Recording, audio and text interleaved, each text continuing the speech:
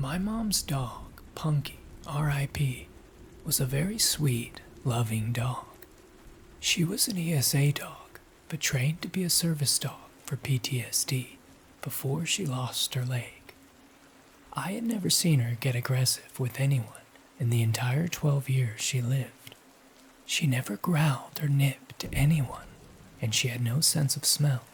So, she loved all animals and people, a real gentle giant among our little terriers at 60 pounds.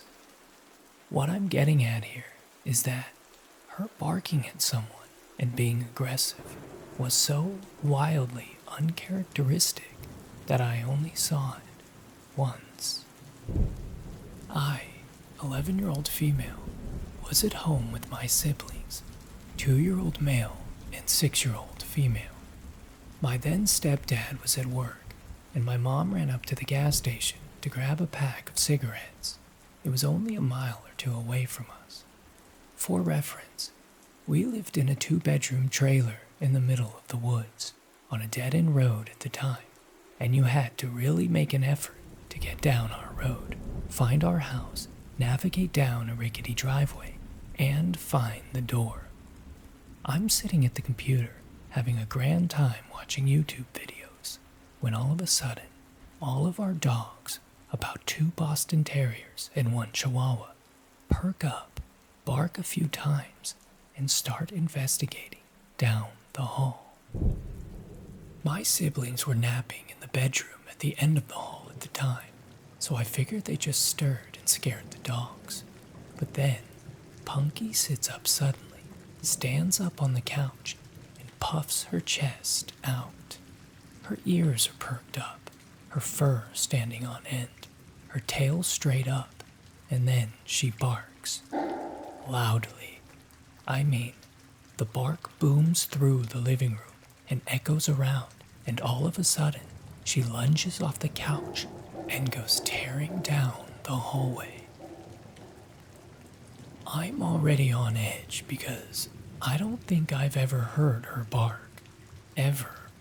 She's a Basenji mix, so her bark is more of a baying sound. But this was big, loud, alert. I stand up and go to look down the hallway, ready to fight off what I'm assuming is a shadow monster in the hall, based on how the dogs are acting. But then, I hear it.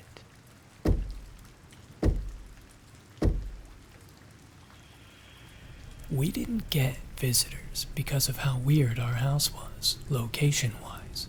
So, my 11-year-old mind had no clue what to do here.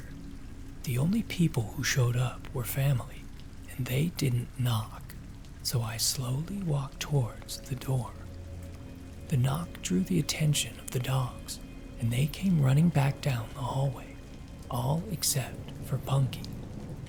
I felt better with our 3 yappy dogs in the room with me, even if they were all the size of New York sewer rats. I opened the door just a bit, and standing on our porch is the sketchiest man I think I'd ever seen. I can still picture him perfectly. He was a really thin, taller man with dark hair and a sunken face, bags under his eyes, and this half-managed hair, sort of like he just gave it a quick brush and then figured it was good enough. Everything about him seemed just a little too thin, a little too shallow, and his clothes were all off too. They were nice, but fake nice, you know, like a clean, newer-looking t-shirt and new jeans, but he had what looked like a suit jacket on. All his clothes were dark too, despite the fact that it was summer in Texas, and the weather was definitely in the hundreds that day. He also had this plain, unlabeled bottle in his hand. It looked like the label had been covered up and taped over. I stare up at him in confusion because I definitely don't know this man, and I ask what he wants. He smiles at me in this way that's way too fake, like this exaggerated and forced grin, and He spoke in the same voice retail workers do. Hey there, kiddo. I'm trying to sell this here carpet cleaner. And he shakes the bottle at me. Mind if I come in to show you how good it works? Alarms are going off in my head because he just seems so off. Looking back with an adult perspective, the fact that he didn't ask if my parents were home is unnerving, because he probably knew they weren't, and that's why he was here in the first place. I should have told him to get off our property, that I'd have to go get my mom, something except what I did say, but I didn't. Instead, I just shook my head and said, "No, we don't have carpet." Well, it works on other things.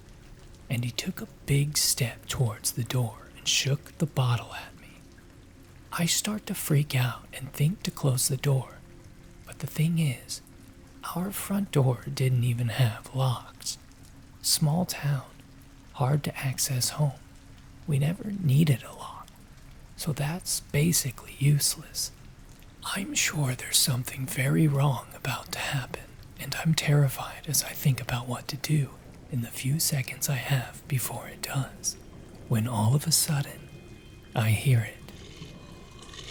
Punky had crept up from the hallway, lowered towards the ground with her teeth bared and snarling like she was feral. She had slobber just dripping from her mouth. Her ears were down and she was ready to pounce. The guy hears it too, and as I look towards Punky, she tries to lunge past me, and I just barely catch her with my leg as she tries her hardest to duck past me and attack this guy. He freaks out and runs off the porch without another word, booking it down the driveway as I let Punky out along with the rest of the dogs, and they start chasing him. Our small dogs chase him down the driveway and stop about halfway, barking and jumping about, but Punky stops just on the porch and watches him with her ears perked, just staring in the distance until he disappears. I swear I saw someone join up with him running when he got onto the road. The second he disappeared, Punky's entire body language changed, and she went back to being the sweet dog I knew. No barking or growling, just lying around, mouth and throat covered in slobber. I realized my siblings were still down the hall and run to check on them, and when I get to the bedroom, my siblings were sleeping soundly still. But the bedroom window was wide open, the curtains pushed all to one side, and the items on the dresser in the front of the window all shoved around. Someone had tried to climb through the window, no doubt in my mind about it. From what I can gather, the bedroom window was visible from the couch where Punky was sleeping, so I think someone was trying to climb through the window before Punky went after them and scared them off, and the man at the door was meant to distract me. They definitely didn't expect Punky, a bigger dog, because most of the time she was with my mom inside while our small dogs were the ones that were seen in the public eye more often. I don't know what they intended to do, but after my mom got home, she took all of us to my aunt's house, and on our way there, we saw the men walking up someone else's driveway. Men, plural, because we watched a second one split off to wait by the road. So, to the two men apparently going door to door to sell their unlabeled carpet cleaner, I'd really rather not meet again.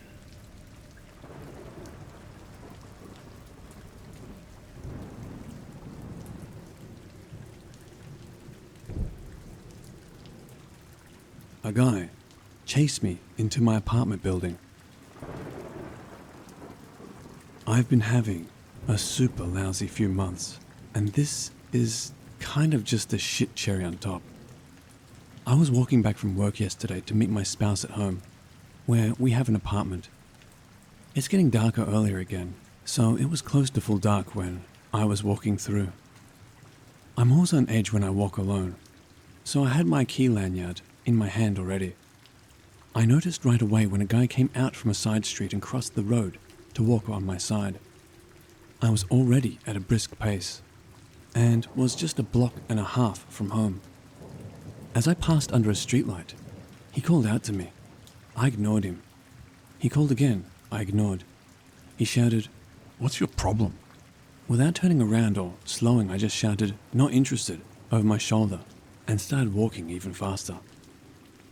Then he proceeded to yell, "Don't be such a bitch." and sounded angry, which is the point where I thought, fuck this. I'm not dealing with this. So I broke out into a sprint down the street toward my building. He shouted after me, and after a second I heard his feet pounding on the sidewalk. I made it to the front door of my building, yanked the door open, slapped it shut, jammed my key into the locked lobby entrance, yanked it open, sped through, slammed it shut. The front lobby walls are made of glass, so you can clearly see outside. I figured the locking door would deter him, but speed walked through the lobby and to the stairs anyway. A few male neighbors I'm acquainted and friendly with were sitting in the lobby chatting, and I waved when they said hi to me. Guess I'm lucky they were there, because the locked door did not deter him. I hear a massive, shattering smash. Nearly shit my heart out, and my neighbors start yelling. Whip around and see that this arsehole has either kicked or punched the locking door, shattering most of it, and is now trying to reach through and let himself in. I shouted to the neighbors, "He followed me here, I don't know him," and then booked it up the stairs and ran all the way to my apartment.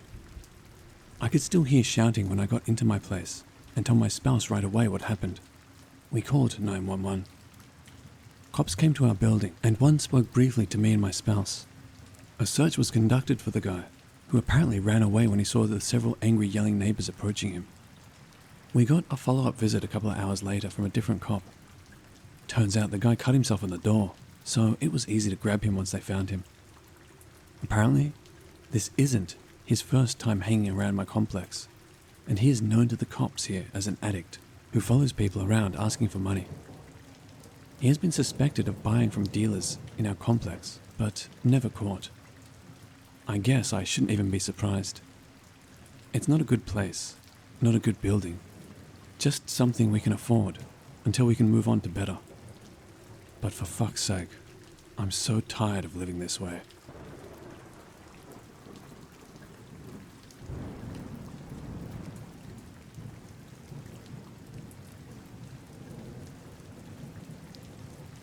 When I used to work at a small convenience store and gas station, we would get a lot of weirdos that would come in, and even though some of the customers were less than desirable, we also had some fairly normal interactions. It really felt like we dealt more with the weird people than the normal ones, but after a while, you just get used to it. And the weird becomes the norm. Anyone that has worked retail will 100% understand what I just said. Anyways, because we were in an area that was mostly surrounded by homes and a lot of neighborhoods, we had a corkboard at the entrance of the store where people could post what was essentially their ads. For the most part, people would pin up their business cards for things like lawn mowing and legal services, but we would also occasionally get flyers for nearby concerts, or people wanting to fix others' computers. Things like that. It was basically our own little contained corkboard next door or Craigslist. The only requirement that we had with the board was that they had to have the manager's approval before they posted anything. So, when they came in to post something, we had to put it in the back office for the manager to hang up. It was, more than anything, a quality control process, so that we didn't get dumb things that had zero benefit to the community posted on the regular. This story is actually about one of the things that someone wanted posted to the board. I was working a shift, and this older guy in a nice dress shirt came into the store. Nothing weird there. We would get a lot of people that came in just after work to get a drink or something. However, this guy came up to the counter with the flyer and asked me if he was allowed to hang it on the board. I mentioned to him that I'd have to run it by the manager and that he came in first thing in the morning, but I could take the flyer and put it on his desk so he could approve it right away. He agreed, and he handed me the flyer. It was basically a missing persons poster. There was a picture of a guy in the center, and he was well dressed, and this image almost looked like a headshot for a business. The information was a bit strange. It had his height, weight, blood type, and a number of other things, but there was no name for the man. There was a small blurb that mentioned, "If you see this man, call this number," with what I'm assuming was the man's phone number, and then there was mentions of a substantial monetary reward if he was found. Because I'm nosy, I asked if he was a missing person. The man laughed slightly and said, "Well, kind of." I asked how someone could kind of be missing, and he responded with, "We know that he's around somewhere, but we don't know where.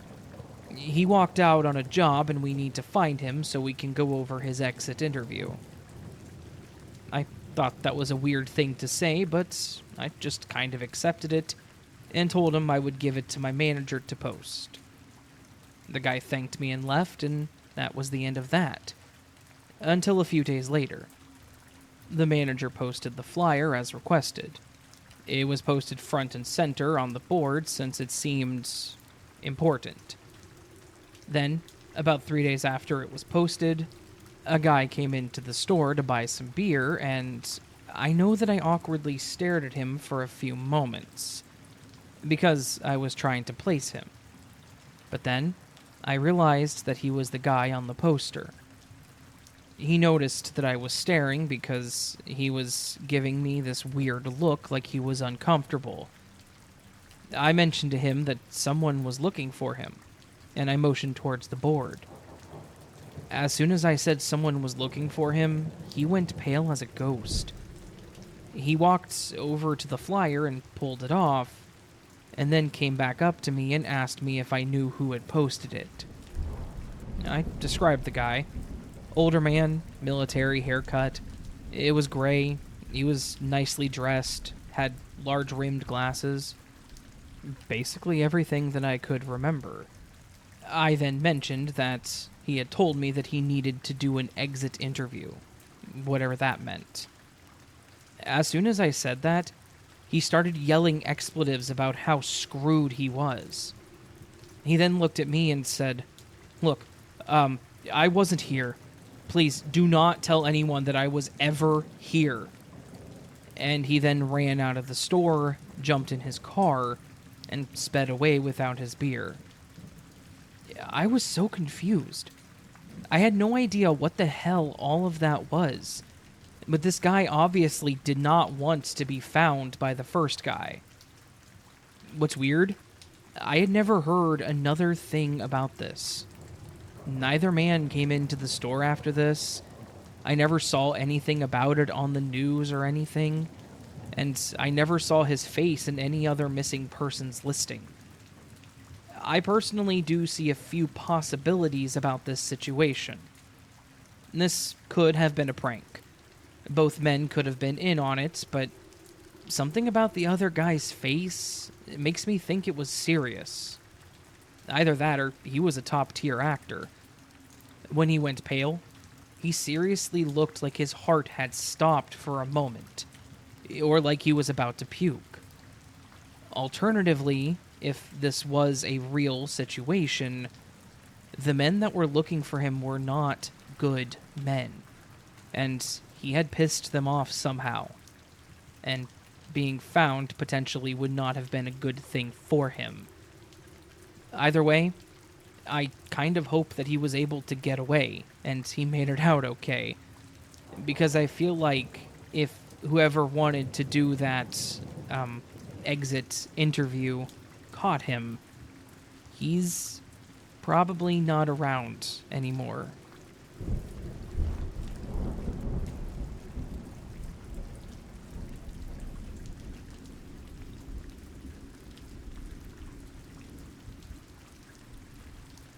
I'm a hunter.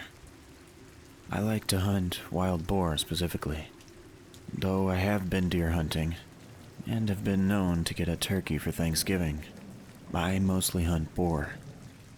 For those of you that don't know, boar are a big problem in the United States. A sow can have 2 litters a year, and it's not uncommon for a litter to consist of 10 or more pigs.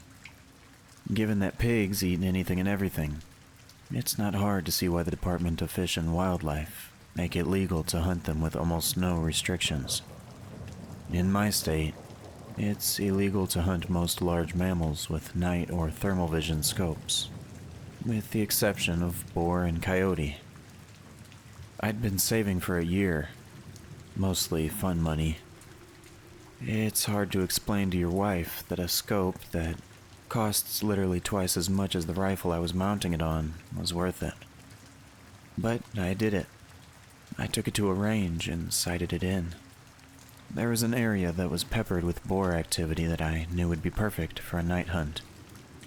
It was easily accessible with my truck, with easy-to-find spots that I could set up in that overlooked a large, easy-to-navigate clearing.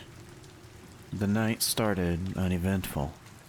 Mostly me tinkering with my new toy, cycling through the settings. I was a little impatient. I had spotted multiple deer, but they were out of season, and like I mentioned earlier, my current setup wasn't legal for deer. I moved to another spot I'd seen days earlier that probably wasn't much better than my first, but it gave me something to do and a new angle to look around with my new scope. After an hour or so of glassing the area, it dawned on me. This spot doesn't have much animal activity at all. No rabbits or owls. The deer that I'd seen were hundreds of yards from where I was. Why was this pocket of land so dead at night but lively in the day? I'd set up around 10 p.m., and it was about 2 a.m. when I started to think about packing up. Maybe setting up a target before I left and taking some practice shots. I heard a crunch come from the direction I came from before. I panned my scope over and saw the silhouette of a small bear pushing through the bushes. It's important to note that my scope isn't exactly night vision. It's a thermal scope, kind of like a black and white version of what you see in the Predator movies. I adjusted my range and zoomed in a little. I remember jolting a little when I saw that it wasn't really a bear. It was a man. Because he was so low and hunched over, I thought I was looking at a young bear. Is that a game warden? It couldn't be.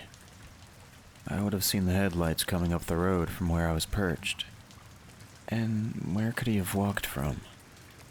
I was 30 miles away from anything and on public lands. I was about to call out when I adjusted my sights and noticed he was naked. No shoes, pants, or anything. I remember being disturbed by his movements, like a squirrel or something, twitchy and grabbing at the foliage, sniffing around and palming the tree. Was that my tree? The one I'd been leaning against earlier. The thought terrified me. Could he smell me?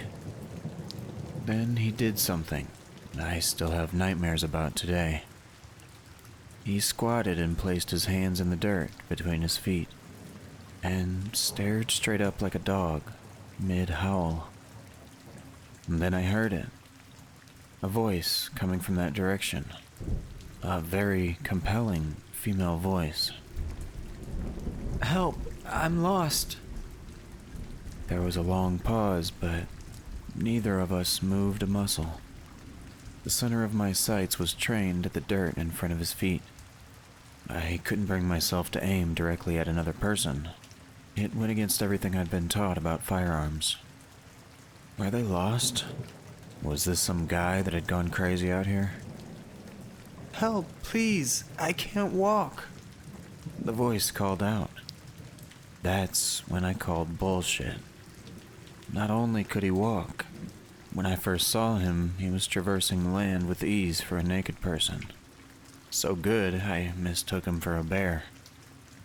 That's a fucking trap.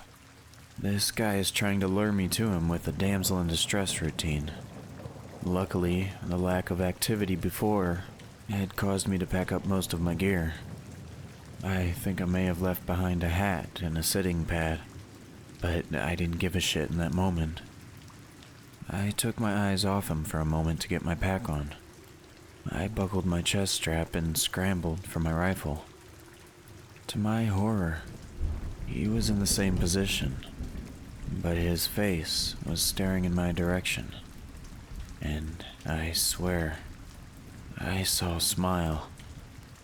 The thermal scope has an effect that makes people's eyes appear white. How the hell had he heard me get up and put my gear on? He must have easily been 150 yards away. "Fuck off!" I screamed in that direction. He stood upright, and it hit me how tall and skinny he was. Easily 6 feet and very lean. He took a couple of long strides in my direction, and I instinctively sent a round sailing above his head into the tree line. He was freaky as hell, but he hadn't really threatened me. What would I tell the cops? I was unwilling and unready to shoot someone. He stopped dead in his tracks and hunched down on all fours. "The next one will fuck you up. Go away." He stayed on all fours, and this time I had my sights trained on the center of him. His eyes were just above the grass, like a large cat or something. I was trying to stop my trembling and knew that my voice had cracked a little on that last warning. I was terrified. That standoff probably only lasted a minute or two, maybe less, but it felt like forever. In an instant, he bolted left towards the tree line opposite the road. So much for not being able to walk. I could barely keep him in my scope, he was moving so fast. He disappeared into the brush, and I sent another bullet sailing high in his direction. I racked another round and tried to pocket that mag and swap for a fresh one, but I dropped it and didn't bother looking for it.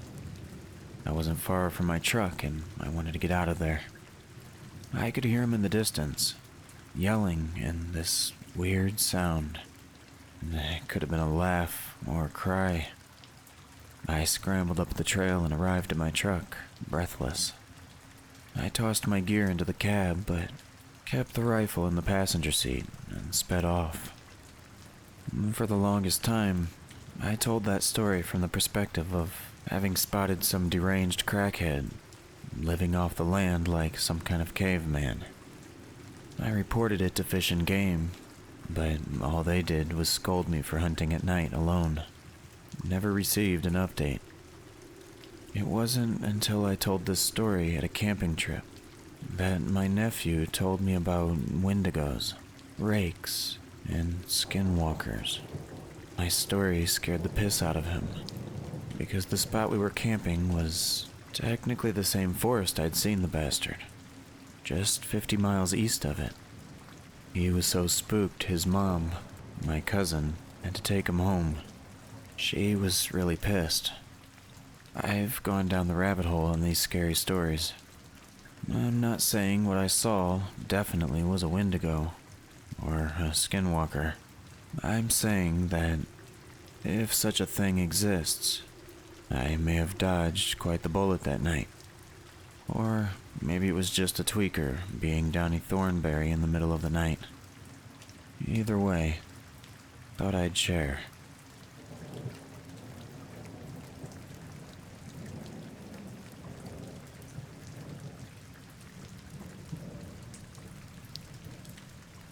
For the vast majority of us, when we think about Halloween haunted houses, or fun houses depending on where you're from in the US, we think of good memories of childhood with friends or family. However, the story I'm about to tell you is one that is truly chilling and, sadly, all too real. I grew up around 70 yards or so away from a local haunted forest that ran all throughout the month of October. This wasn't your typical kiddie kind of haunted attraction. It got pretty intense, and before you could even go through, you would have to sign a waiver that stated if you were touched, pushed, shoved, or anyone got too in your face, we'll say, that they wouldn't be held liable for any possible injuries as they were hired actors. Well, the first few years that the haunted forest ran, it was very successful, but relatively uneventful. As the attraction's success grew, they became more intense and gory with the storylines and the themes. These individuals owned a lot of land behind their home and would work almost all year getting it ready. As far as I know, there was never any reports of paranormal activity or anything in the area, just stories that they made up. But on October 10th, 2007, things took a turn for the worst that the owners were never able to recover from. The haunted forest opened when I was about 10 or 11, so by the time I was a teenager, I was already pretty used to it. But this particular year, things just hit another level of insanity. Around the end of August, the actors that the owners hired would dress up in gory and disturbing costumes and stand at the edge of the road, waving at traffic, walking up and down the street, and prowling around people's land, looking into their security cameras and even at times trying to knock on their doors. We literally have footage somewhere from one of our old security cameras of some moron dressed up like a clown walking around our backyard. Needless to say, this got pretty scary. My father, who's relatively well known around town, started to hear rumors that the owners were actually hiring ex-inmates as the actors because they would be willing to go farther than any other hired actors for much less money. They started to cause a bit of a stir in my neighborhood, and the police warned the owners of the haunted forest to keep their actors in check. But on October 10th, less than 45 minutes into the haunted forest being open, we saw 3 police cars with blaring sirens cutting in front of the house. Not long after, the police began to send people away, and the attraction was shut down immediately. A girl who lives in our area, who will remain nameless, was stolen from her house the night before and was found very early the next morning crawling out of the woods by a local cul-de-sac. What happened to her from the point she was taken to the point in which she made her way back to the cul-de-sac for help, I honestly don't know, but to be completely truthful, there's enough evil in this world as it is, and knowing that she was okay just became enough for us. The only thing she ever revealed to anyone was that it was 2 of the actors from the forest, in full costume, that abducted her. The police began to do a full search of the forest after apprehending the individuals from their payroll information held by the owners of the forest. The individuals were sent back to a prison out of state, and the forest was permanently shut down, as well as the business license revoked from the owners for not taking proper and attentive care to not hire potentially dangerous individuals. Obviously, this is not always going to be the case. However, the next time you plan on going to any kind of haunted attraction, bear in mind, you have no idea the kind of people that are hiding behind those masks.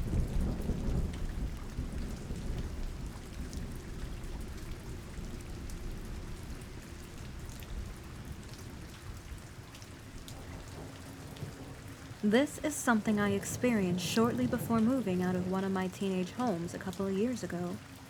When I was around 13 or 14 years old, my great-grandmother used to collect dolls. One of the dolls I took a particular liking to because of how goddamn creepy it looks. She picked up on it and actually gave it to me not too long before she passed away.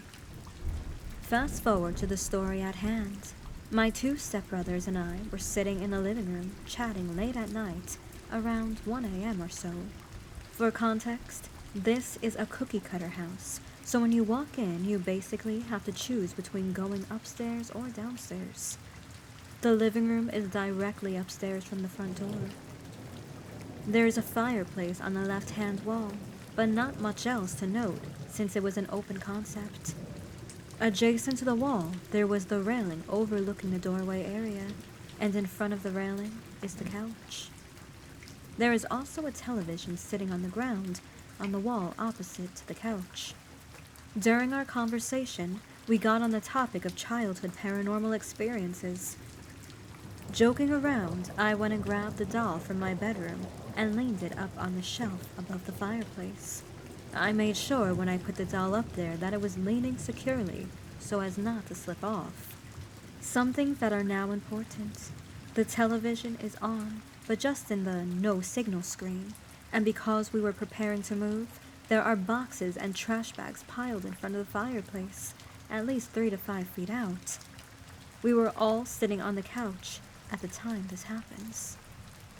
In the middle of a story, my younger stepbrother was telling about an experience he had in the basement of a childhood home.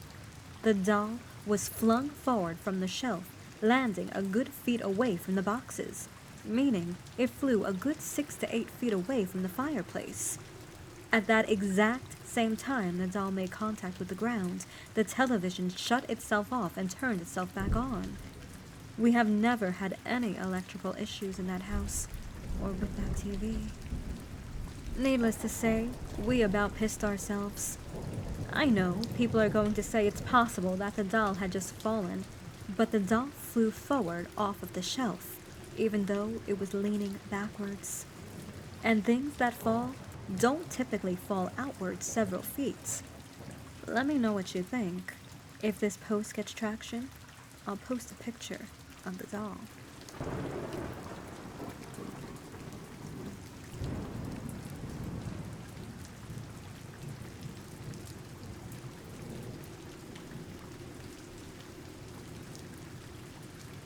This isn't a typical scary story, but just a really odd situation that happened to me back about 1997.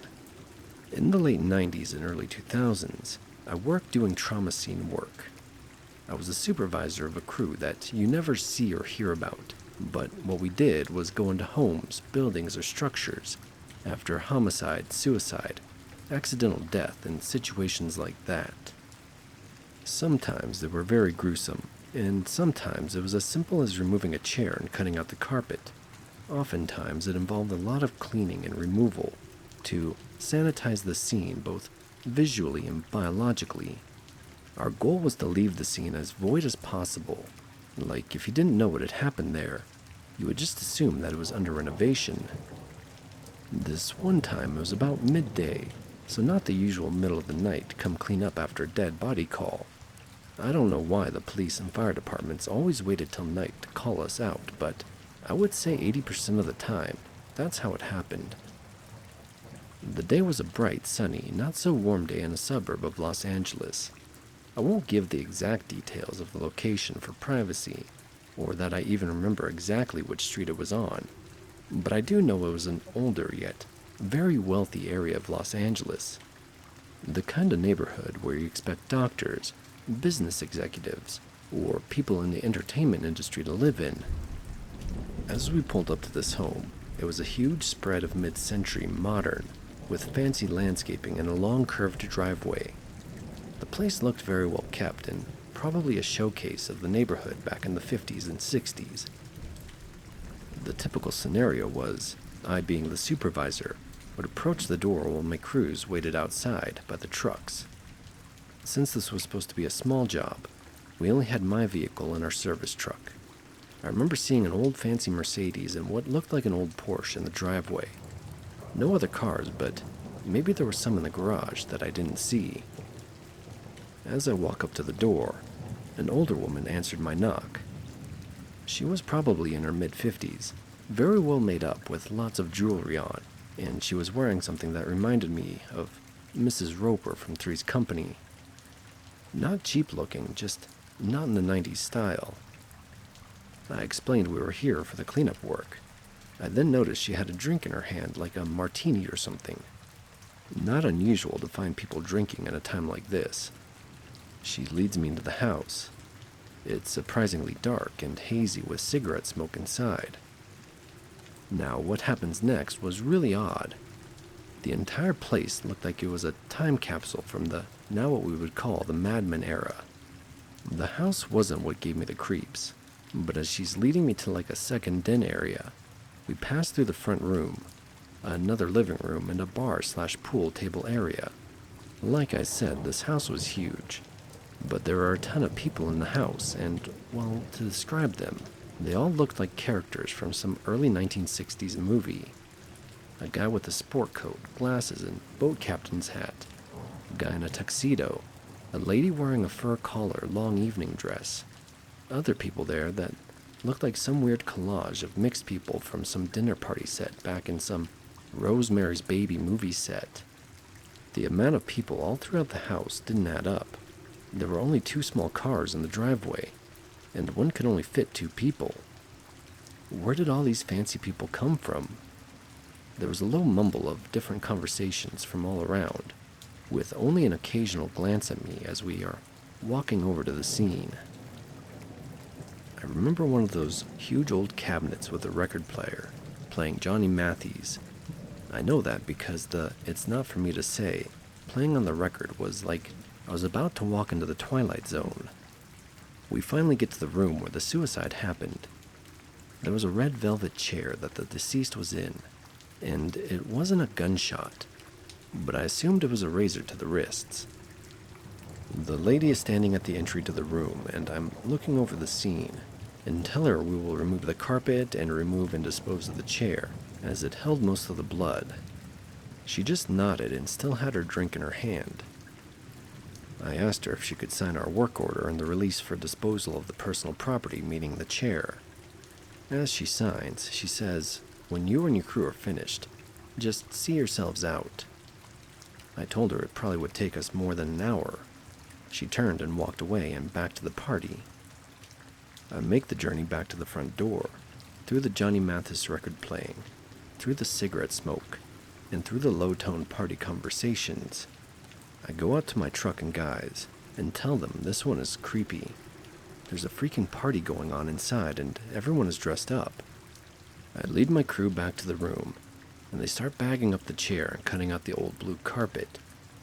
The black stains were where the blood had dripped down through it, and we ended up just cutting out half the room of carpet, an even straight cut across the room, as to avoid having to move a lot of old big furniture. We never did find out who committed suicide, but I had assumed it was the old lady's husband. As we were finishing up, I stayed behind in the room to take final photos, as was our protocol to take before and after photos. I thought about looking for the lady of the house, just to let her know we were finished, even though I got the impression we were to do what we needed to do, then leave and not bother her again. I still just wanted to give her confirmation. So as I slowly walked again through the party areas, I noticed no one was making eye contact with me or even acknowledged my presence. You would think that if everyone at the party had known about the death, it would have been conversation or at least interest. I walked over to the front door and turned to look back at the party stuck in a time capsule, and then closed the massive front door behind me. Driving away, I couldn't help but think what a strange day. So bright and sunny outside. I wonder how many people knew we just cleaned up the remnants of someone's last moments on Earth.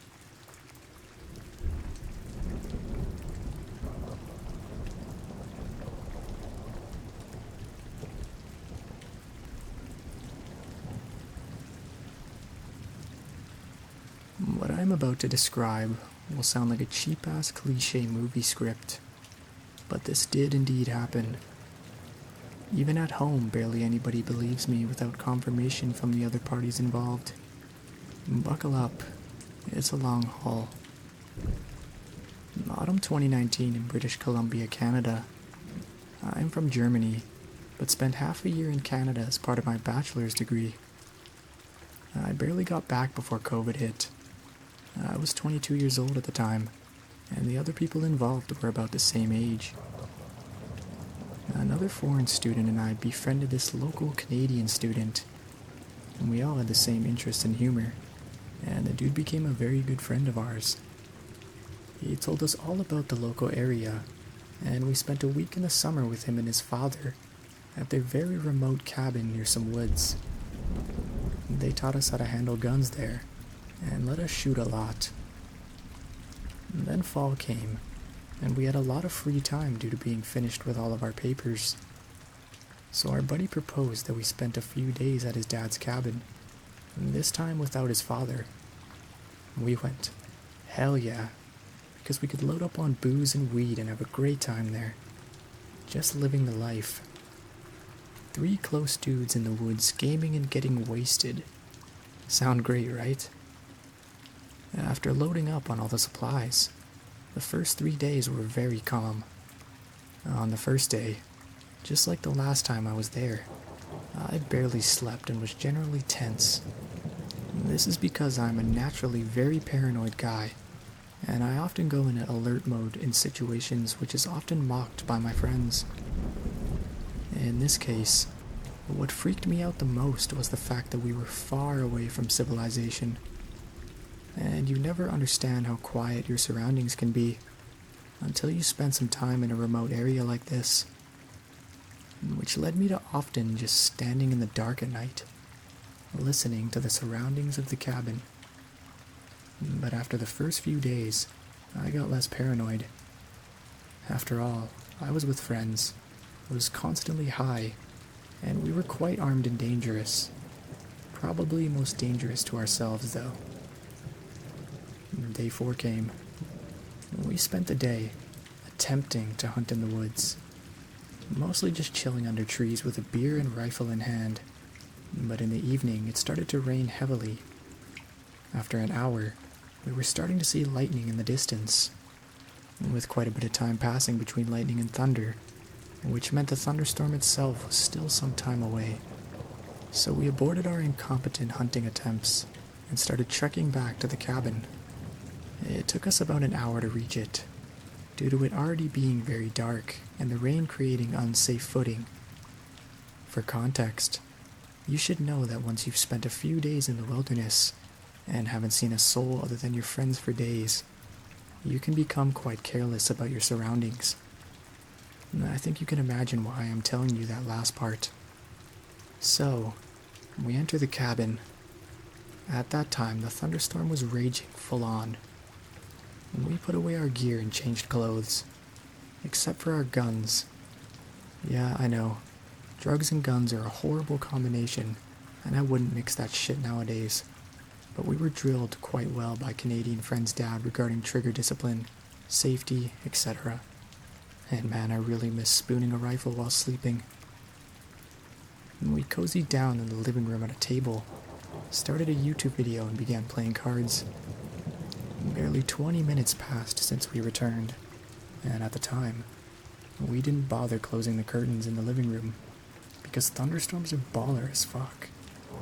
So imagine that we were 3 guys sitting around a table, occasionally in awe at the weather outside while playing cards.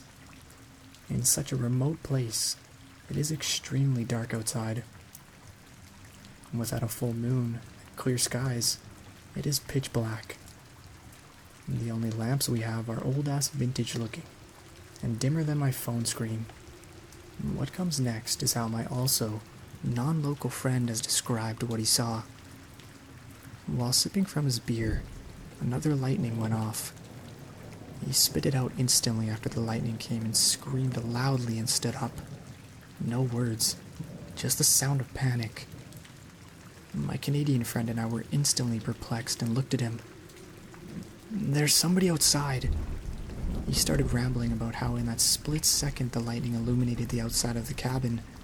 He saw a person standing a bit distance away from the cabin, looking directly at us. Now, this is what I meant when I said cliche horror story, and barely anybody believes me at first, but this did happen. My non-local friend is obviously in full-on panic. His face looks anxious. This communicated to our Canadian buddy and me that this guy wasn't just messing with us. He did see somebody outside.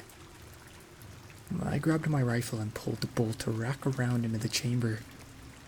I feel that warm sensation running down my spine of my body, releasing adrenaline. I tried to stay far away from the window, stare into the darkness outside, but I couldn't see anything. While our Canadian friend rushed into his room to grab his pistol, I started panicking even more, because I realized we didn't lock the door. Why would we? We haven't seen anyone in days and are in the middle of wilderness. So I run to the door and lock it. Our friend returns with his pistol, which he grabbed because there was a flashlight attached to it. He carefully approached the window, then changed his pace from sneaky to fast and pushed the window open with one hand, while the other hand was aiming the handgun outside. Now, I wish I was any good at drawing, because what we saw next when our friend turned on the flashlight was the most terrifying image I have ever seen.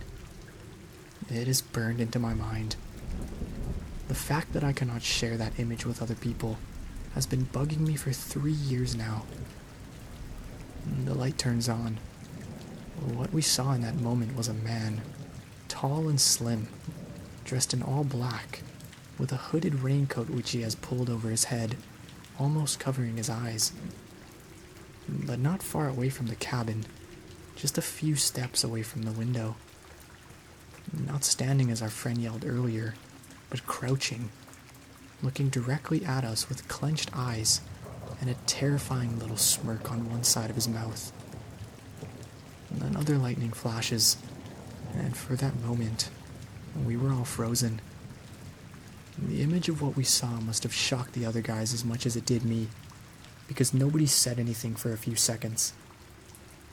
There's a hard-to-explain dreadful feeling about seeing something like this. In a storm, in the middle of nowhere, a person dressed in a black raincoat is suddenly crouching so close to you and facing you. Our Canadian buddy was aiming his pistol and attached flashlight at the frozen, crouched, smirking man and just yelled out, with a slight stutter and a higher-pitched voice than I've ever heard from him, "Get the fuck away from us or we will shoot." I guess at that moment, after his eyes adjusted, the raincoat man realized that this was not just a flashlight, but a gun. And I was standing next to my friend with a hunting rifle in my arm. The raincoat man's slight smirk changed to something where I am unsure if it was shock or rage. All this was happening in less than a minute, while my friend kept on yelling, and I was just frozen. The raincoat figure turned by about 90 degrees towards the nearest tree line, and went from crouched to full sprint quickly. He ran away to the right side of our window. Two of us poked our head out of the window to see where exactly he was going, but with the heavy rainfall and darkness, we could barely make out anything in that distance of the tree line. After a few minutes of just looking at each other in disbelief, we decided to pop off a few rounds outside the window to prove that we were for real. When the shock wore off, we decided to call the police. They asked a lot of questions on the phone to describe the location of the cabin and a description of the man who just almost crept up on us, totally unsuspecting and only revealed due to lightning and luck. Due to us being in such a remote area, the cops told us it'd take at least 1 or 2 hours for somebody to come out. They asked, because of the weather and time, if it'd be alright if they send somebody out tomorrow to talk to us about all the details. Given how the man saw that we were armed, he probably wouldn't come back again. And we agreed. We discussed just jumping in the truck and leaving right now, but us dumbasses were too lazy to refuel the truck. The idea of doing this now, in the dark and in that heavy rain, was just too frightening. I kept thinking about this guy lurking in the darkness and picking us off one by one. We spend the night sleeping in shifts. One person was awake and standing guard. The others at least attempted to sleep. When my turn came, the rain had died down. I turned off all the lights, opened a window, and just sat there in the darkness, trying to listen for any sound I could hear, and looking out of the windows to scan the area. But let me tell you, when you're sitting in the dark for hours in full alert mode, just trying to sit still, listen and look around, you have a lot of time to think and reiterate what just happened. Close to the middle of the next day, 2 cops arrived. We had to give them a detailed report of what happened, when it happened, and had to show them in which direction the raincoat shade ran off to. They said they will organize for a patrol to comb through the woods, but that might take a while because they need experienced outdoorsmen. Sadly, we didn't see many details of the man's face. We couldn't tell if he was young or old, only that he was tall and clean-shaven. The chances of finding who exactly that was, and find out what the hell he was attempting to do, were very small. Though one of the officers expressed that this whole happening was deeply worrying. We left the cabin a few hours after the police left, and Canadian guy's dad insisted we stay at his place at least for a day until we feel safe again.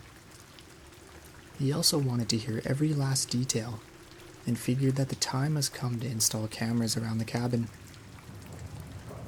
I don't remember this part for sure, but I believe that I heard later the dad and his brother went back to the cabin and just sat there in the dark, waiting for the raincoat man to return.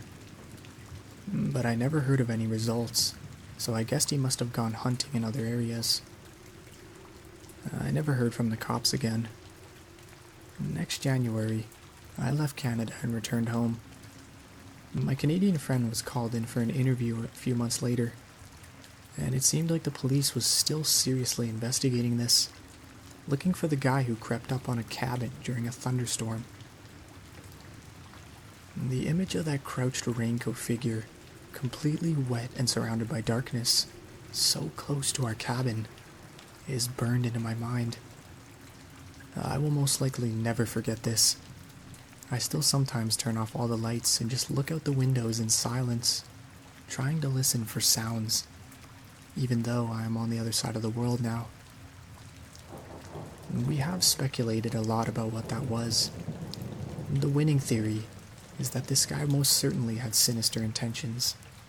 This did not look like just an attempt at burglary. Remember, we had dim lights on. You could see that there was somebody in the cabin. This guy was creeping towards us in a raincoat during a thunderstorm. When my friend yelled out that he saw somebody, this guy went from walking/standing to crouching, and he went closer towards the window.